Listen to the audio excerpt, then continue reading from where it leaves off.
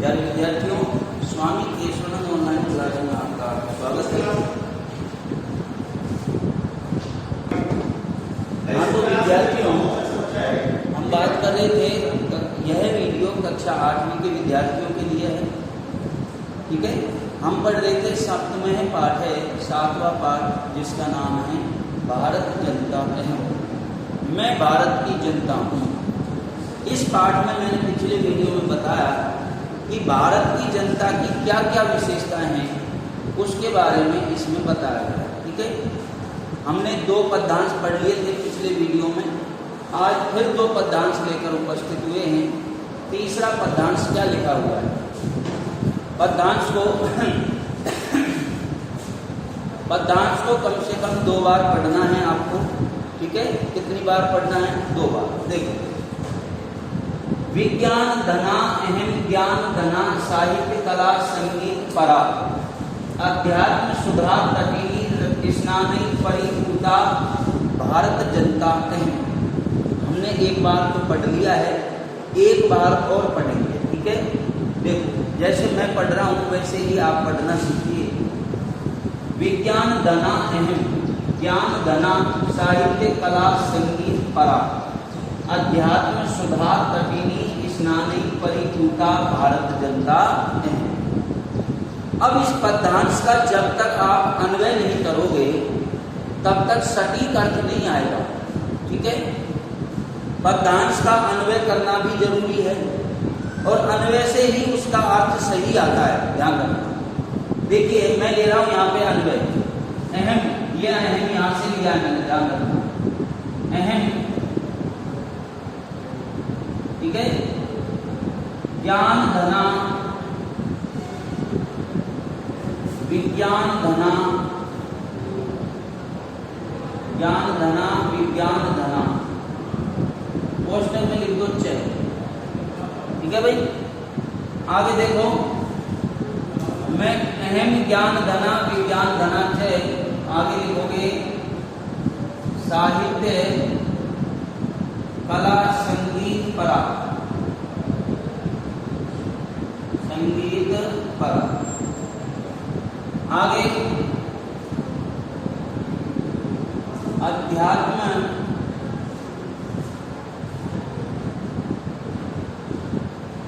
अध्यात्म सुधा तटीनी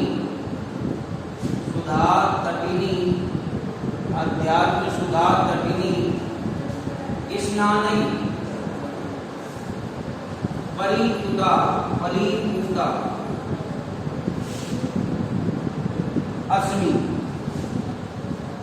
अस्मि मत लिखो। अहम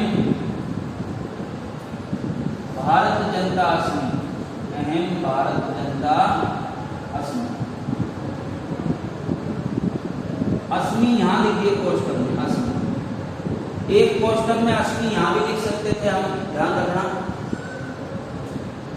परिपूता के बाद भी मैं अस्मि लिख सकता हूँ, यहाँ पर भी कोष्ठक में अस्मि लिख सकता हूँ, अस्मि। ध्यान रखना, क्यों लिख सकता हूँ? अर्थ देखिए, मैंने इसका अन्वय कर दिया है। अहम ज्ञान धना विज्ञान धना अस्मि लिख सकते थे, अस्मि लिखा नहीं, लास्ट में लिख दिया, मान लो यहाँ पर अस्मि। ठीक है, अहम ज्ञान धना विज्ञान धना अस्मि। आगे क्या लिखा है? साहित्य कला संगीत परा अस्मि लिख सकता हूँ। अध्यात्म सुधा तटीनी स्नानी परिपूता अस्मि, अहम भारत जनता अस्मि क्यों लिख रहा हूँ? क्योंकि इसमें जो अहम आ रहा है, अहम अस्मि क्रिया है और अस्मि क्रिया का कर्ता पद क्या है? अहम। ठीक है, अब एक एक शब्द का अर्थ देखिए। जब मैंने अन्वय लिख दिया है इसका, अहम मैं ज्ञान रूपी धन वाली, ज्ञान धना का मतलब ज्ञान रूपी धन वाली, विज्ञान धना का विज्ञान रूपी धन वाली, चेमन और मैं ज्ञान रूपी धन वाली और विज्ञान रूपी धन वाली हूँ। ठीक है, भारत की जनता क्या कह रही है? मैं ज्ञान रूपी धन वाली और विज्ञान रूपी धन वाली हूँ। आगे क्या लिख रहा है? साहित्य लिख दिया, ये साहित्य ध्यान रखिए। ठीक है, मैं साहित्य संगीत कला से निपुण हूँ। मैं साहित्य संगीत की कला से क्या हूँ, निपुण हूँ। और अध्यात्म रूपी, ध्यान रखना, अध्यात्म अमृत रूपी नदी में स्नान से पवित्र हूँ। स्नान से कैसी हूँ मैं, स्नान से पवित्र हूँ। मैं भारत की जनता हूँ, मैं भारत की क्या हूँ, जनता हूँ। तो भारत की जनता क्या कह रही है, एक एक शब्द का मैंने आपको अर्थ बताया। मैं ज्ञान रूपी धन वाली और विज्ञान रूपी धन वाली हूँ। मैं साहित्य संगीत कला से निपुण हूँ। अध्यात्म अमृत रूपी नदी में, अध्यात्म अमृत रूपी नदी में स्नान से पवित्र हूँ। स्नान से कैसी हूँ, पवित्र हूँ। मैं भारत की जनता हूँ। तो भारत की जनता क्या कह रही है, देखो एक एक शब्द का जो अभी मैंने बोला था। मैं ज्ञान विज्ञान रूपी धनवाली हूँ। ठीक है, मैं ज्ञान विज्ञान रूपी धनवाली हूँ। देखो ज्ञान विज्ञान मैंने एक साथ लिया, देखो ज्ञान और विज्ञान, धना दो बार आया है तो धनवाली। तो मैं ज्ञान विज्ञान रूपी धनवाली हूँ। आगे, मैं साहित्य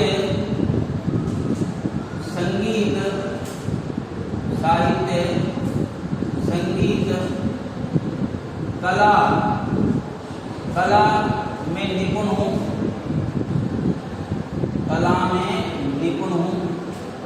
कौन कह रही है ऐसे कि मैं साहित्य संगीत कला में निपुण हूँ, साहित्य संगीत कला में निपुण हूँ, भारत की जनता कह रही है।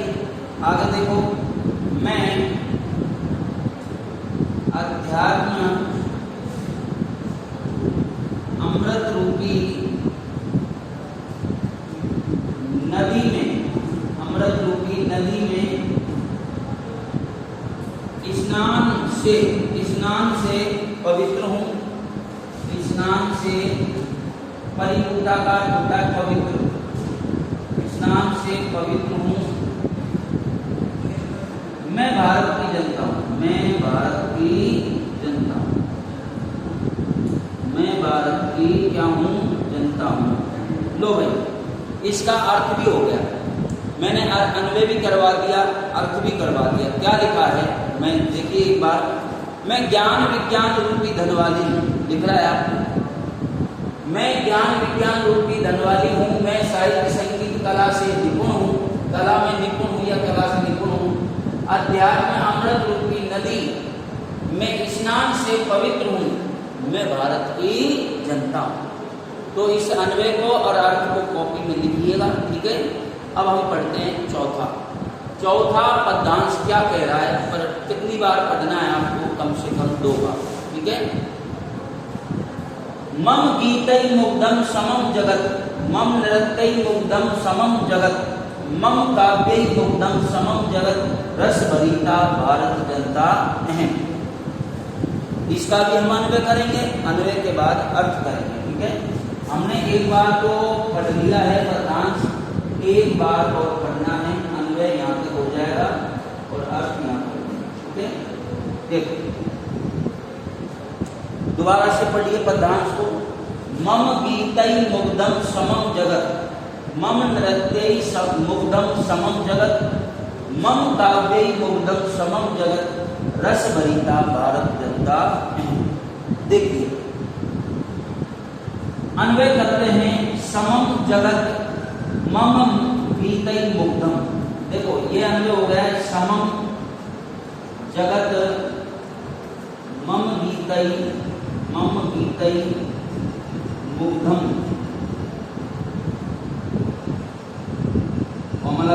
ठीक है। समम जगत मम नृत्यै मुग्धम।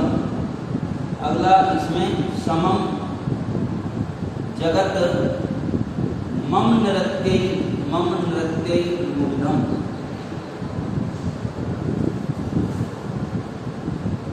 आगे क्या लिख रहा है, समम जगत मम काव्यै मुग्धम, समम जगत मम काव्यै मुग्धम।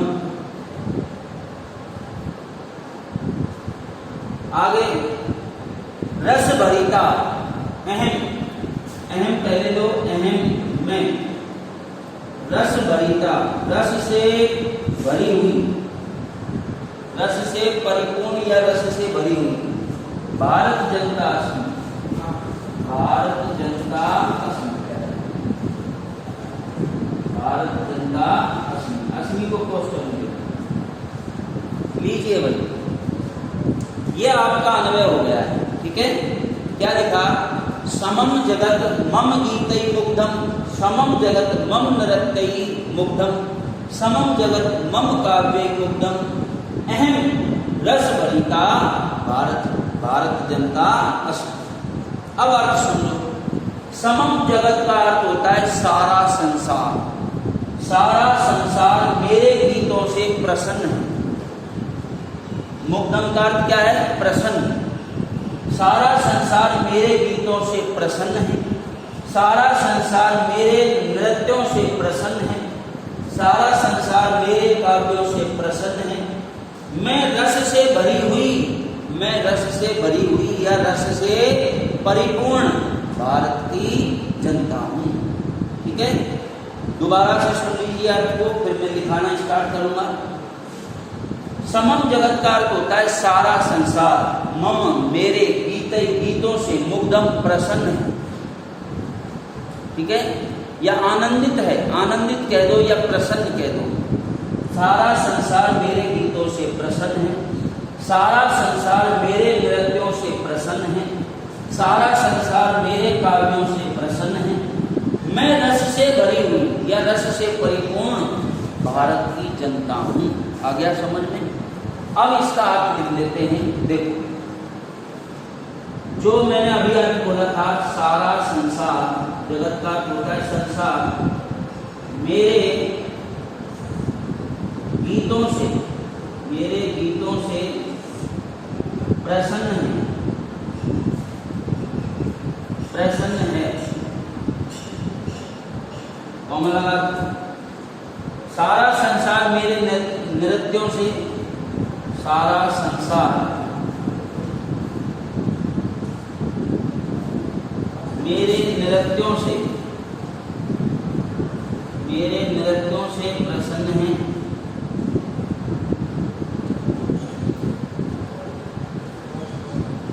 सारा संसार मेरे काव्यों से प्रसन्न है, सारा संसार मेरे काव्यों से, मेरे काव्यों से प्रसन्न है।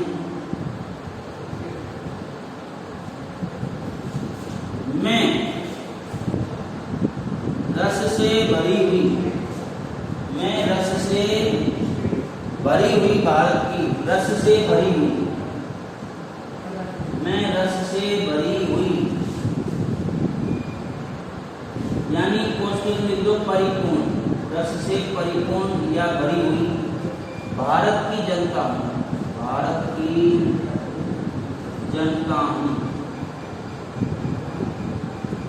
लो भाई, हमने अर्थ दिखाया है, सारा संसार मेरे गीतों से प्रसन्न है, सारा संसार मेरे नृत्यों से प्रसन्न है, सारा संसार मेरे काव्यों से प्रसन्न है।